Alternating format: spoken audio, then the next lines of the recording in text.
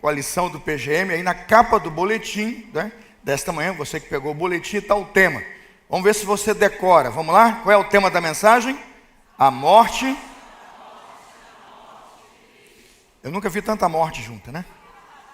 É muita morte junta. 3 vezes.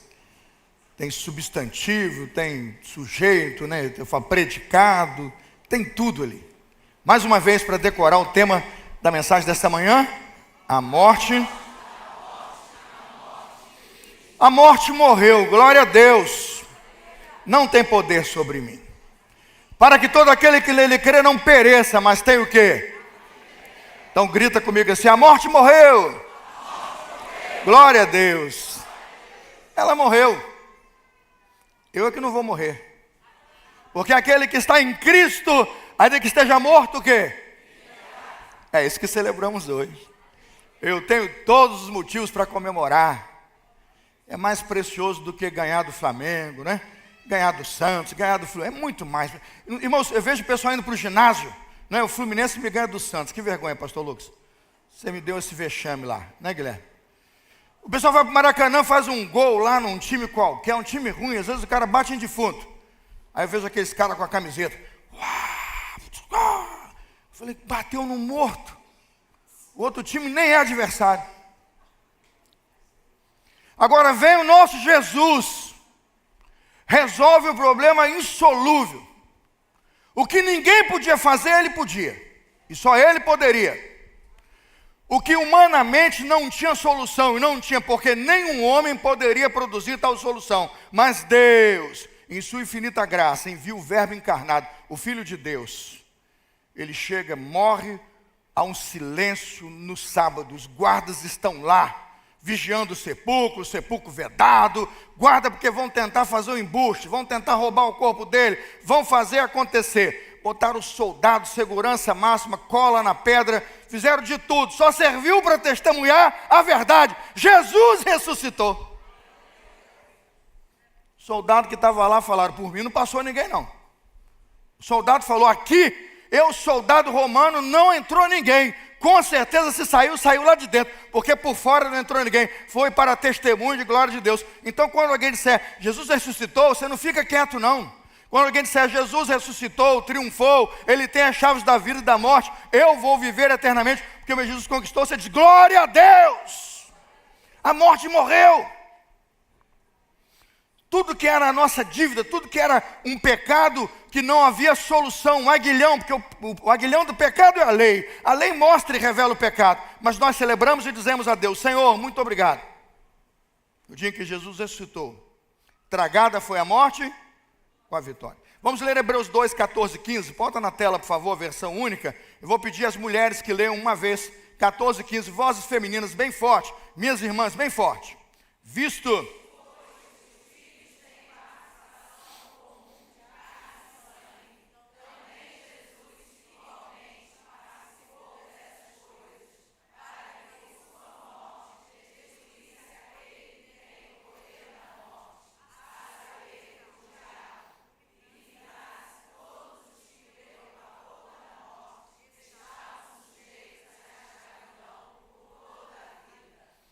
amém, irmãs?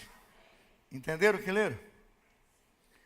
Você viu o tamanho desse versículo? Ele é uma Bíblia inteira. Esses 2 versículos são para nós uma Bíblia inteira. Toda a questão da encarnação, morte, ressurreição, o aguilhão da morte, a retirada desse poder, tudo em 2 versículos. Os homens, por gentileza, para nós lermos, orarmos e iniciarmos a mensagem. Os homens, junto comigo, vamos lá? Visto, pois, que os filhos têm participação comum de carne e sangue, também Jesus igualmente participou dessas coisas, para que por sua morte destruísse aquele que tem o poder da morte, a saber, o diabo, e livrasse todos os que pelo pavor da morte estavam sujeitos à escravidão por toda a vida. Senhor, abençoa-nos pela Tua palavra lida nessa manhã e inunda a Sua igreja de alegria, de júbilo, porque vamos falar de morte, mas a morte que anunciamos é vida, é a vida que Jesus conquistou com sua morte e ressurreição. Abençoa-nos na aplicação dessa palavra ao Santo Espírito, não nos deixe incapazes de aplicar essa palavra, faça-nos capazes de aplicá-la ao coração da igreja, em nome de Jesus. E todos digam, pode sentar-se. Visto, pois, que os filhos têm participação comum de carne e sangue, também Jesus igualmente participou dessas coisas. O que esse texto quer dizer? Irmãos, isso aqui é a conclusão de tudo que foi anteriormente tratado. O irmão é leitor da Bíblia, sabe bem. Visto, pois, que os filhos têm participação comum, ele diz comum em carne e sangue, o que ele está fazendo aqui, irmãos, é explicar aquilo que foi anteriormente referido. A referência anterior procura responder à razão porque foi necessário que o Filho de Deus se revestisse de nossa carne. O que o autor aos Hebreus está tentando explicar, e ele vai gastar esse capítulo aí para explicar isso, é por que foi necessário que o Filho de Deus se revestisse em carne humana, ou seja, por que ele tinha que se encarnar. E ele explica, foi para que pudesse participar da nossa própria natureza, para que pudesse suportar a morte e o sofrimento, e para que pudesse nos redimir da morte. Nós estávamos escravizados pela morte, condenados para a morte, mas Cristo, por sua encarnação, morte e ressurreição, tira esse poder, esse pendão, esse aguilhão da morte que pesava sobre nós. Aqui nesse versículo está a mais poderosa doutrina da encarnação, que precisa e deve e pode ser pregada pela igreja. Essa passagem é digna de profunda ponderação, porque, uma vez que ela não só assevera o fato da natureza humana de Cristo, mas também nos mostra todos os frutos que procedem da vitória que um homem-Deus, um Deus-homem, conquista, vindo à terra, vivendo como um de nós, e no ano 33 da sua vida, se sacrificando e ressuscitando para a liberdade da igreja. Jesus vestiu nossa natureza a fim de submeter-se ao estado de mortalidade, isso mesmo, Jesus tornou-se mortal como nós. Não aceite a ideia ou qualquer teoria que diga que Jesus não morreu. Sim, irmãos, ele morreu. Ao dizer, Pai, nas tuas mãos entrego o meu espírito, Jesus morreu e morrendo tira com aquela ruptura de vida, qualquer momento em que estivesse conectado com a vida, para somente retomar a sua vida da sepultura no poder da ressurreição. Por que faz isso? Hebreus capítulo 2, verso 11. Ele faz isso para que humanamente encarnado possa se tornar membro da mesma família que eu e você. Veja Hebreus capítulo 2, verso 11. Quando você chega na igreja e diz assim, bom dia, irmão. Não é assim que você fala? Bom dia, minha irmã. Você abraça seu irmão e diz assim, meu irmão em Cristo. Veja aí Hebreus 2:11. É isso que significa. Cristo encarnado, usufruindo de carne e sangue, como eu e você, nos torna participantes de uma única família, a igreja de Cristo, onde somos todos irmãos. De onde seu pastor emprestou então a ideia e o título do sermão desta manhã? Eu empresto o título do sermão desse livro. Livro antigo, 1647. O livro já passou por vários formatos de capa. Eu creio que aquela capa da direita lá é uma das mais antigas, não é? Depois ele vai sendo revisado. O modelo mais novo eu acho que é o do meio. A capa que está mais circulando é a do meio.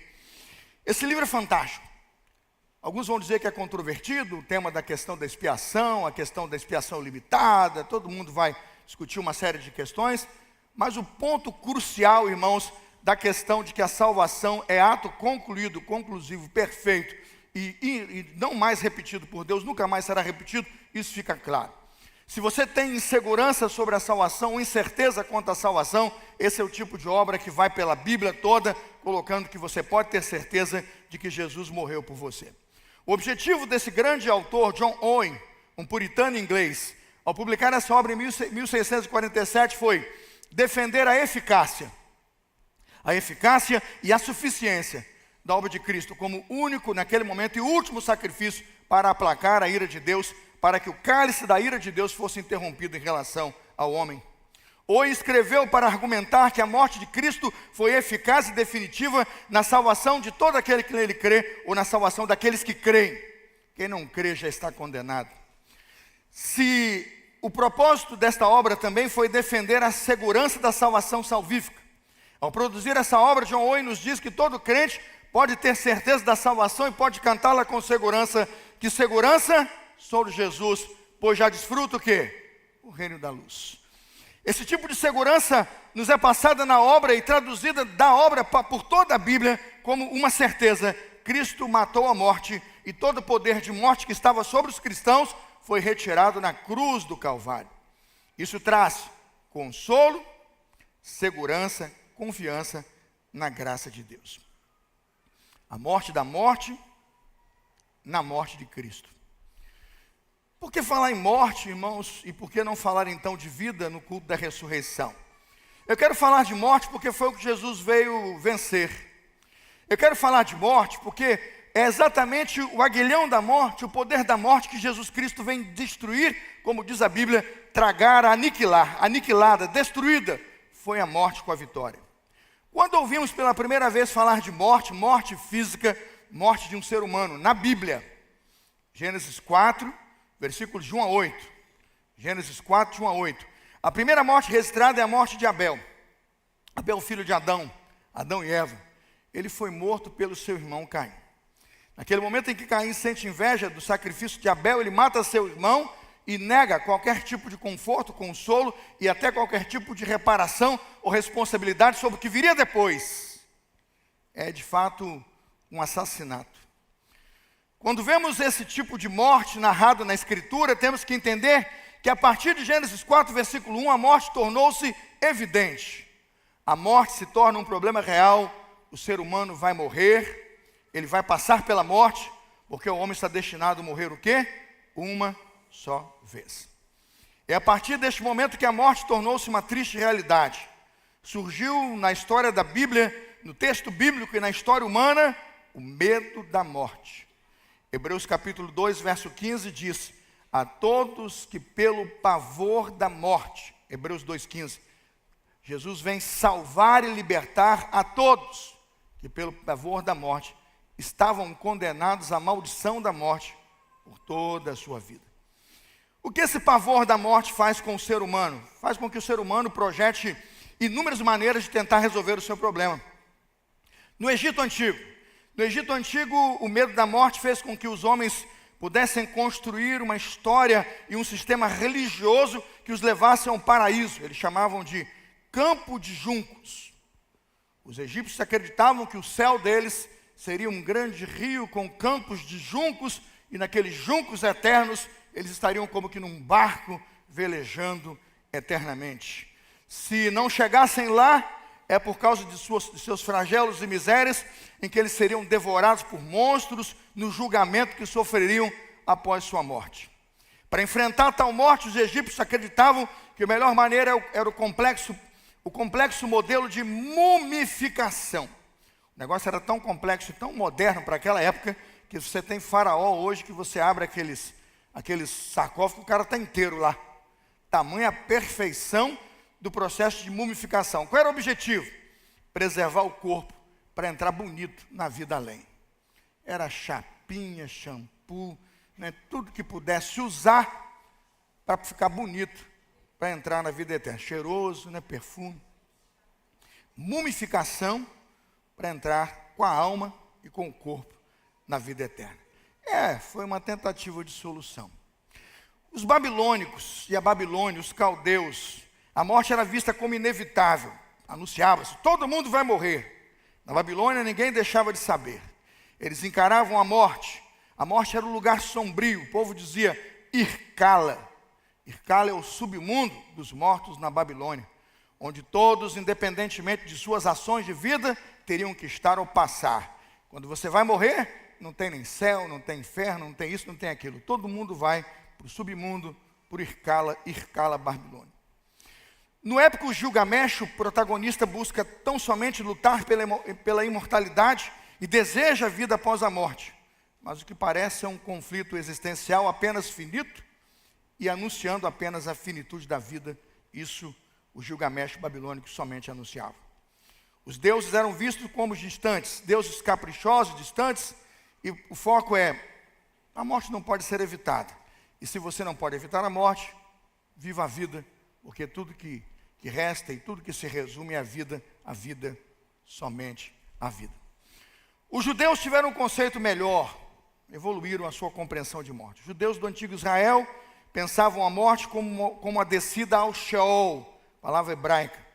Quando o judeu morria e acreditava absolutamente que descendo ao Sheol, um lugar de sombras, ali então, sem consciência, no lugar triste, aguardava a solução de seu castigo eterno. Para enfrentar a morte, o objetivo do judeu era as leis, observar as leis, guardar a Torá, manter a aliança, e isso então o colocaria num lugar melhor. Os gregos, com a sua expressão do medo da morte, tinham um medo terrível de um lugar sombrio, mas inevitável, o Hades. O Hades é grego, o Sheol é hebraico, o Hades é grego. O Hades é o submundo, uma realidade temida por muitos, o lugar onde quase ninguém quer estar. É a separação da vida e é viver separado da alegria. Como os gregos enfrentaram a morte? Há mitos, histórias que vão para além do Hades. Os gregos criaram campos elíseos. Não foi o rio que batizou, não. Campos elíseos. Os gregos acreditaram que os campos elíseos eram o céu para os heróis. Os heróis vão para os campos elíseos, diziam os gregos. E o Tártaro, o lugar para os condenados. Se você acha que Tártaro é coisa da odontologia, não, é coisa dos gregos. O Tártaro é para onde vão aqueles que são condenados à morte eterna no pensamento dos gregos. Todo mundo tinha a sua visão de morte, todo mundo queria uma solução para a morte, criou-se sistemas, desenvolveu-se estruturas, escreveu-se tratados, tudo para tentar resolver essa bendita solução, essa bendita questão da vida após a morte. Sócrates, filósofo, via a morte como libertação da alma. Para Sócrates, nós éramos prisioneiros do corpo, que a alma era prisioneira do corpo. Quando morria, então a alma estava liberta. Platão acreditava na imortalidade, defendia inclusive o celeiro de almas. E Platão é quem defende a reencarnação. Vem de lá.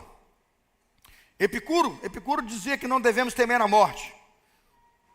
Os epicureus acreditavam que não deviam temer a morte, por quê? Porque estavam vivos. O que diz o epicureu? Quando estamos vivos, a morte não está. Porque se a morte está, não estamos mais vivos. Meu Deus, que vazio é esse? Não há nada depois da morte. Quando pregamos a encarnação, vida e morte e ressurreição de Jesus, entendemos que o Evangelho de Jesus, a Escritura como nós a recebemos, irmãos, é a única ponte, o único portal pelo qual, no Egito, na Babilônia, na Caldeia, no judaísmo, em qualquer outra religião que se procura uma solução para a morte, a resposta está na Escritura. Se cremos no Deus Criador e cremos e sabemos que tudo isso é criado por um Deus que cria e sustenta todas as coisas, então entendemos e pregaremos que somente a encarnação de Jesus é a resposta para este mundo e nos pode mostrar um caminho pós-morte. A morte de Jesus na cruz é a vitória sobre o diabo, aquele que até então tem o poder sobre a morte, mas foi Jesus que veio para este mundo a fim de derrotar o grande inimigo de Deus, o diabo, a morte, o pecado e seu aguilhão. 1 João capítulo 3, versículo 8. Para isso se manifestou o Filho de Deus, para destruir as obras do diabo. Essa é a mensagem da igreja. Essa é a mensagem que pregamos. Há que ser pregada, pastor Felipe, no Panamá, para onde o senhor vai agora terça-feira. Tem que ser pregada na Nicarágua, tem que ser pregada na Venezuela, na Bolívia. Irmãos, tem que ser pregada em Cuba, nos Estados Unidos, no Canadá. Tem que ser pregada na África, irmãos, na Ásia, na Oceania, na Antártida. Onde houver uma pessoa, um ser humano, clamando e vazio, com medo da morte, debaixo do pavor da morte, diga: Jesus veio, Jesus ressuscitou. Ele veio destruir as obras do diabo. A mentira que nos contaram e que vem sendo repetida do jardim até hoje, ela pode ser rompida com a verdade. Conheça a verdade vos libertará. Por que escolhi o tema desta manhã, a morte da morte, na morte de Cristo? Porque eu quero definir 3 coisas, é que eu termino o sermão e eu não vou demorar. 3 coisas rápidas. Primeiro, a morte da morte.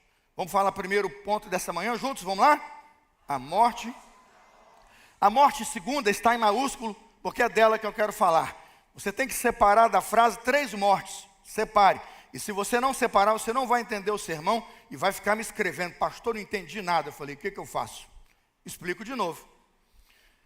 A morte da morte. Pensa comigo, porque eu estou tentando explicar a segunda morte. Pensa assim, vamos botar no lugar de morte, maiúsculo ali, a morte de Pedro. Vamos falar: a morte de Pedro. A morte de Pedro. Quem morreu? Isso. Né? A morte de Antônio. A morte de Antônio. Quem morreu? Então, a morte da morte. Quem morreu? Eu quero falar sobre o substantivo. É o segundo ponto ali. Eu quero falar da morte como invasora. Eu quero falar da morte como aquela que aparece na história como não convidada e não é, não desejada e não é, mas Deus tem um plano. Deus vai matá-la com a morte de seu filho. Quem é a morte? A morte é essa aí, ó.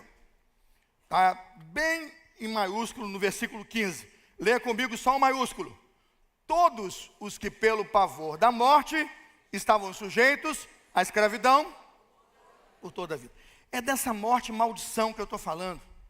É dessa maldita morte que a gente não tem motivo para celebrar. Eu não conheço ninguém que entre no cemitério e sepulte seu ente querido assim, ai que bom, já foi, ai já vai chegar no céu. Eu nunca vi. A pessoa está alegre, tem convicções, mas ela chora, porque a morte é um invasor. É ou não é, irmãos? Porque a morte é um inimigo. A morte deixa um vazio, ela não é bem-vinda. É por isso que a Escritura chama de inimigo, ela não chama de amigo. O último inimigo a ser vencido é o quê? Ela não é amigo, não. Ela teve que ser pisada. A cabeça da serpente teve que ser o quê, irmãos? Esmagada. É dessa bandida, inimiga, dessa morte que eu quero falar. Eu quero dizer para você que aquele que não tem Jesus tem tudo que temer. Eu digo para você que aquele que não lê a Escritura e não se deixou revelar pela vida, tem que ter medo sim. A morte é um pavor. E o pior, vai sofrer o dano da segunda morte, que é morrer eternamente. Isso é terrível, meus irmãos. Prego-vos nessa manhã a mais poderosa mensagem que qualquer ser humano poderia entender, que essa segunda expressão de morte, a morte da morte, que esse substantivo é de fato algo terrível. Este dano nos foi dado e nos foi concedido, por quê? Porque o homem pecou. Gênesis 2:17. Mas da árvore do conhecimento do bem e do mal dela não comerás, porque no dia em que dela comeres, pode ser que morra.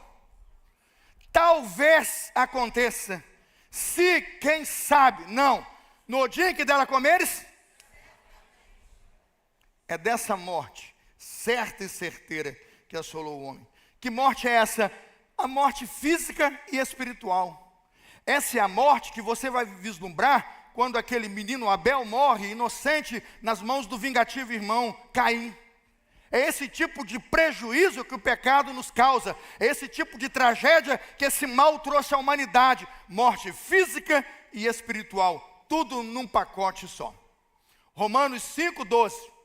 O pecado entrou no mundo por um homem, e pelo pecado a morte. Assim também veio a morte, e ela passou a todos os homens. Por quê? Porque todos pecaram. Romanos 5:12. O livro de Hebreus nos ensina que todos nós um dia enfrentaremos a morte. Ao homem está ordenado morrer uma só vez. Vindo depois disso o quê? O juízo. É dessa morte que precisamos falar. E o pecado é o causador dessa separação. O pecado é a causa e o motivo pelo qual então morremos hoje. E se não fosse Cristo, morreríamos eternamente. Isaías 59:2. Mas as vossas iniquidades fazem separação entre vós e o vosso Deus, e os vossos pecados encobrem o seu rosto de vós, para que não vos ouça. Que tristeza. Tanto a morte física quanto a morte espiritual constituem a grande tragédia para o homem. Mas a palavra nos diz, 1 Coríntios 15:26, o último inimigo a ser vencido é o que, irmãos? A morte. A morte será destruída. Eu queria pensar agora na segunda parte do sermão. Já estamos no segundo ponto, eu termino. Vamos falar o segundo ponto? Pastor, é a mesma coisa. É. Pastor, como é que o senhor consegue pregar um primeiro ponto e no segundo ponto a mesma coisa? É. Só que estava lá um substantivo. Agora eu queria falar sobre o dia em que a morte morreu. Se falei da morte, a segunda palavra como substantivo, eu falo do exato momento em que a morte morreu. Ela tinha poder, não tem mais. Ela tinha ações de maldição espirituais contra você, que hoje foram anuladas na cruz de Cristo com o sangue de Jesus. A morte, sim, a morte, primeira palavra agora sendo explicada, não mais a segunda, a morte morreu. Você diz assim, como que isso aconteceu? O texto nos ensina, está no meio do versículo, o momento em que ela morre e perde o seu poder maldito. Vamos ler o que está em maiúsculo juntos no meio do versículo? Destruísse aquele que tem o poder da morte. Aleluia, ele perdeu o poder. Se havia uma ação maldita contra qualquer ser humano na história da humanidade, este poder foi destruído. Está escrito, para que destruísse a morte, para que destruísse aquele que tem o poder da morte. Jesus vai destruir, vai destronar aquele que até então tinha as chaves da morte. E é aqui que a morte morreu. O objetivo aqui é compreender que essa morte mencionada como primeira morte nesse título do sermão é a morte que morre, é a morte que se encerra, é a morte que tem fim. Você pode usar essa frase e dizer assim: ao morrer, Jesus matou a morte, pois arrancou o seu poder, o seu aguilhão, o último inimigo foi vencido, glória a Deus. A morte eterna, irmãos, que é a finalização da morte espiritual, já morreu. A morte eterna, que é a consequência de nossa morte espiritual, foi vencida, e nenhum cristão morrerá eternamente, para que todo aquele que nele crê não pereça. Repita comigo: para que todo aquele que nele crê não pereça. Mas tem o quê? Para que todo aquele que nele crê não pereça, significa uma coisa só: a morte morreu. Eu não morrerei jamais. Ao morrer fisicamente, o portal da eternidade nos é aberto, e todo cristão com Cristo entra para desfrutar a eternidade. João 5:24, não sei se a equipe consegue colocar para mim, Evangelho de João, capítulo 5, verso 24. Esse é o texto mais poderoso da Escritura, colocando como a morte, perdendo poder, irmãos, nós temos certeza da vida eterna. João, capítulo 5, 24, diz assim: na verdade, em verdade lhes digo, que quem ouve minha palavra e crê naquele que me enviou, tem a vida eterna. Não entra em o que, irmãos? Veja a sua versão antiga: não entra em juízo, não entra em condenação, mas já passou da morte para o quê? Então diga glória a Deus. A morte morreu. Você não entra mais em condenação. Está escrito. Não é o pastor que está vendendo isso, não é uma religião que está fazendo a proposta, não é um modelo religioso novo inventado agora para a solução do seu problema. É o Filho de Deus, é o Deus providência divina, o Deus que mandou o seu Filho encarnado, o homem Deus, que está dizendo: você não entrará em juízo. Você pode encher prato de farinha, de farofa, sangrar frango, coelho, galinha. Você pode subir, descer morro, você pode dar presente, comprar presente. Você pode fazer boas obras, fazer milhares de coisas, tentando resolver o seu problema. Presta atenção, não vai. Porque o caminho para a vida eterna, irmãos, é a morte morrer. O caminho para a vida eterna é vencer o pavor da morte e ter certeza que só Jesus Cristo salva. Quando nós aceitamos esta mensagem, o Evangelho do Cristo diz: quem crê e quem crê naquele que me enviou tem, não é terá, tem a vida eterna, não entrará em condenação, não entrará em juízo, mas já passou da morte para a vida, para que todo aquele que nele crê não pereça. Você diz assim: mas a morte ainda existe? Existe, mas não mais existirá. 1 Coríntios 15, 54. Tragada foi a morte com o quê? Com a vitória. 1 Coríntios 15, 54. Por fim, a morte morrerá. Quando se dará a aniquilação da morte? Quando se encerrará o poder da morte sobre o homem? Na ressurreição dos mortos, quando Cristo chamar todos os cristãos da sua sepultura pelo nome e coroá-los em glória como corpo de Cristo. Nesse dia, irmãos, o último inimigo será vencido. Na ressurreição de todo crente, a morte será tragada com a vitória da igreja. Apocalipse 21, 4 afirma: neste dia, Deus limpará de seus olhos toda lágrima, não haverá mais morte. Repita: não haverá mais morte. Repita: não haverá mais morte. Se nós podemos pregar isso, podemos. Se nós podemos crer nisso, podemos. Porque se aquele túmulo tivesse alguém lá para você visitar e levar flores hoje no dia para lembrar a sua morte, seria uma tragédia. Mas qualquer pessoa que visitar qualquer lugar que disserem ser o túmulo de Jesus, ele não está lá, ele ressuscitou. Não procure entre os mortos aquele que vive. Que mensagem poderosa, que poder tem a igreja. Deus limpa de seus olhos a lágrima, não haverá mais morte, nem pranto, nem clamor, nem dor, porque já as primeiras coisas são passadas. Vamos terminar o sermão para tomarmos um café juntos e celebrarmos a gratidão. A morte primeira, expliquei. A morte segunda, expliquei. A morte da morte, entendido. Quando isso aconteceu? na morte de Cristo. Veja o texto, vamos repetir juntos. A morte da morte. Terceiro sentido. O segundo é a segunda palavra, a primeira é a segunda palavra, morte. A morte da morte, o substantivo. O que é a morte? O dano, quem ela é, o horror que ela causou. A primeira palavra morte, nos lembramos, é o dia em que ela morreu. Tirou-se o poder que ela tinha, as ações que ela tinha, a influência que ela tinha e toda a maldição que ela trazia sobre o homem. É isso que trabalhamos até agora em a morte da morte. Mas eu quero trabalhar agora a morte da morte na morte de Cristo. É a morte de Cristo, historicamente, que nos dá a certeza de que tudo isso que estamos dizendo é verdade. É a morte de Cristo que consolida na história o dia real em que a sua liberdade, a sua libertação aconteceu. Todo pavor, todo medo, todo pânico é vencido e retirado, porque nós não temos medo da morte. Por um motivo, está no versículo, um motivo. Visto, pois, que os filhos têm participação comum de carne e sangue, também Jesus igualmente participou dessas coisas. Há um motivo, para quê? Vamos ler juntos? Para quê? Por sua morte. Para quê? Por sua morte. O texto coloca o endereço certo. Pastor, dizem agora que pode reconstruir um templo em Jerusalém, e com a reconstrução do templo em Jerusalém, tal, o segundo templo, o terceiro templo e tudo, o terceiro templo, alguma coisa vai acontecer. Eu falo, pode construir o que quiser. Não vai mudar no Evangelho, que qualquer cordeiro sacrificado lá não tem valor nenhum e é uma afronta a Deus. Ouviu o judaísmo? O cristianismo é o fim do judaísmo. Qualquer cordeiro imolado, qualquer sacrifício feito em qualquer outro lugar, anula o que a Sagrada Escritura diz, que só Jesus Cristo é o Cordeiro de Deus entregue pela salvação dos nossos pecados. Amém, irmãos? Não tenha medo de pregar, não é intolerância.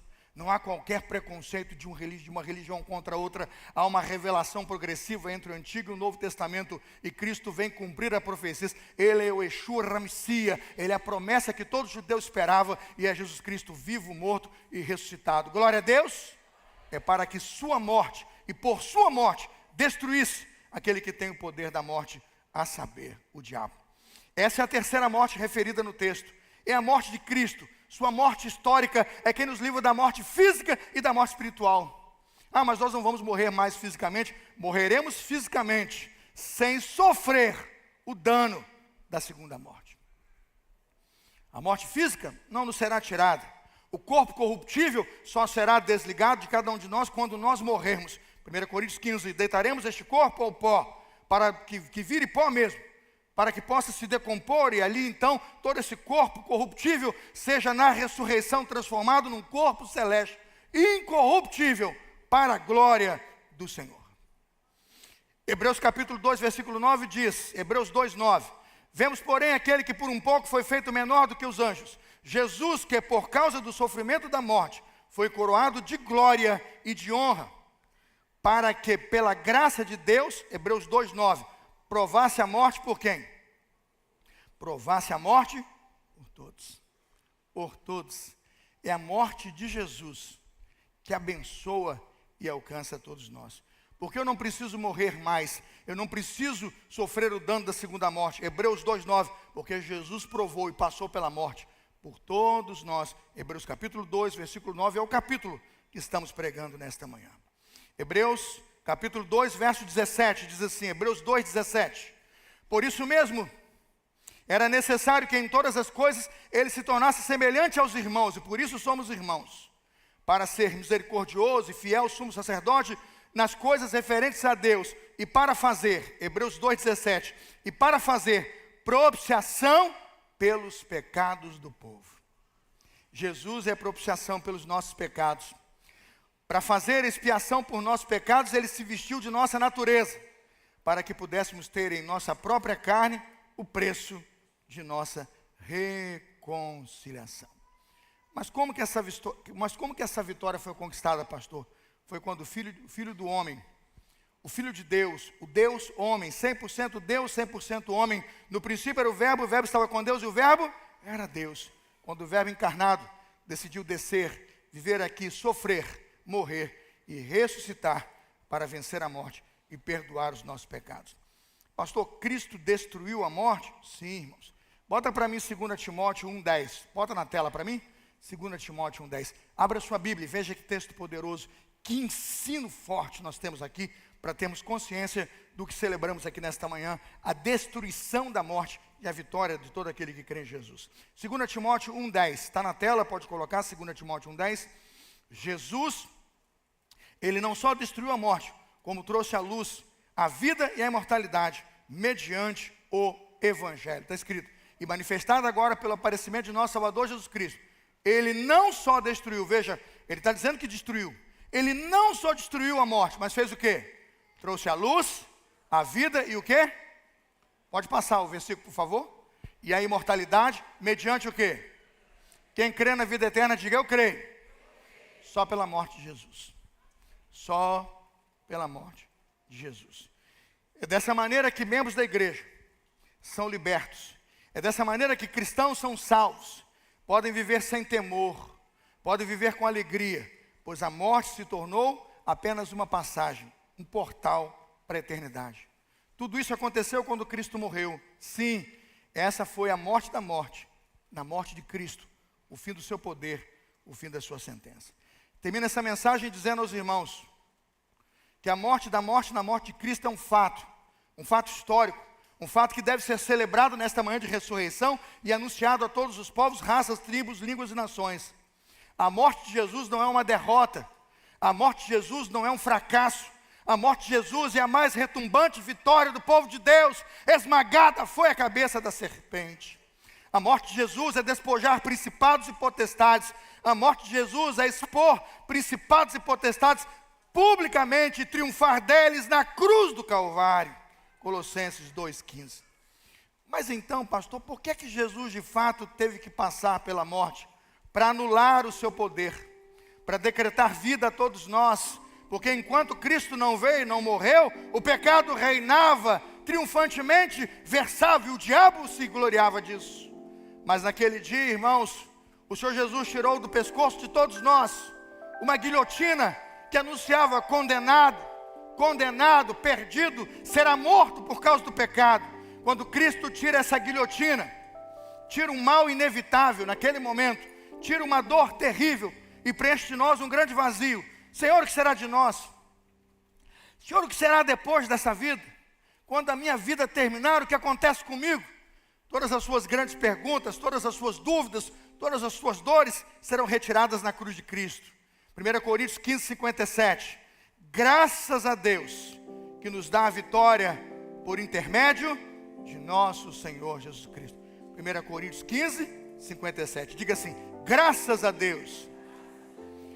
Não é um vocativo qualquer, uma palavra qualquer, mas é graças a Deus. O apóstolo Paulo não usou como uma expressão de enriquecimento literário para tirar 10 na redação. Não, ele não fez isso não. Ele disse, graças a Deus que nos dá a vitória por intermédio de nosso Senhor e Salvador Jesus Cristo. Fique de pé em nome de Jesus. 1 Coríntios 15, versículos 54, 55, 56, 57. Se tiver, coloca na tela. 1 Coríntios 15, 54, 55, 56, 57. E você pergunta, pastor, quando eu posso celebrar tudo isso?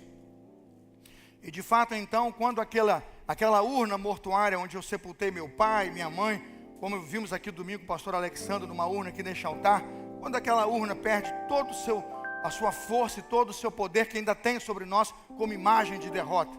Ah, irmão, sabe quando? Vamos ler juntos lá na tela, todos juntos?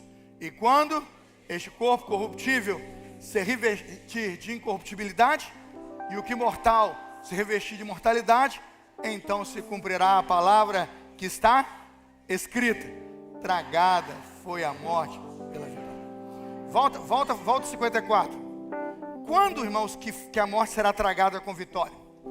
Quando o cristão pode jubilar de fato e começa a jubilar sentenciando o fim? Quando este corpo corruptível se revestir de incorruptibilidade e o que é mortal se revestir de mortalidade. Nesse dia, pode se alegrar, pode celebrar. Tragada foi a morte com a vitória. Bota o 55, por favor. Avança.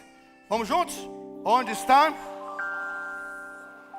Onde está a morte?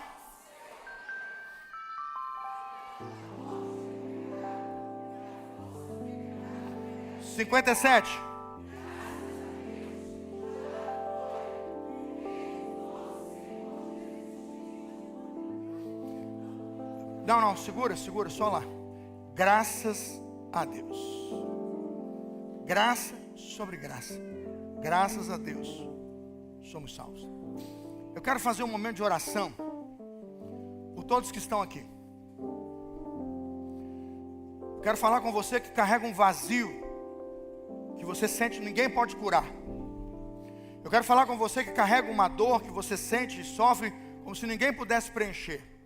Eu quero falar para você que aquele sepulcro vazio, sim, aquele sepulcro vazio, pode preencher o vazio da sua existência. Você que está perguntando assim, por que eu estou aqui? Por que eu vim para cá? Qual é o meu propósito aqui? Para onde eu vou? Existe vida após a morte? Eu quero dizer para você, Jesus Cristo venceu a morte por você. E Ele concede a você hoje salvação e vida eterna. Quer preencher o maior vazio da sua existência, responder a maior causa e objetivo pela qual você está aqui, para ser amado de Deus e salvo na eternidade por Ele. Eu quero que você dê um passo de fé hoje e diga, eu creio que a morte morreu. Eu creio que ela não tem mais poder sobre a minha vida. E eu quero agora orar agradecendo a Jesus, porque eu me sinto salvo, eu sinto-me seguro pela morte de Jesus na cruz do Calvário, para a minha salvação e pela sua ressurreição, que me garante a minha ressurreição e salvação no último dia. Se você deseja sair da insegurança para a segurança, da incerteza para a certeza, do medo e do pavor para a salvação e segurança em Cristo, sai do seu lugar agora, vem aqui, eu quero orar por você, pela sua casa, pela sua família, para que você dê um salto da incerteza para a certeza, passe agora da dúvida à fé e diga, eu creio que Jesus Cristo é o meu único e suficiente Salvador. E se você ainda não é batizado,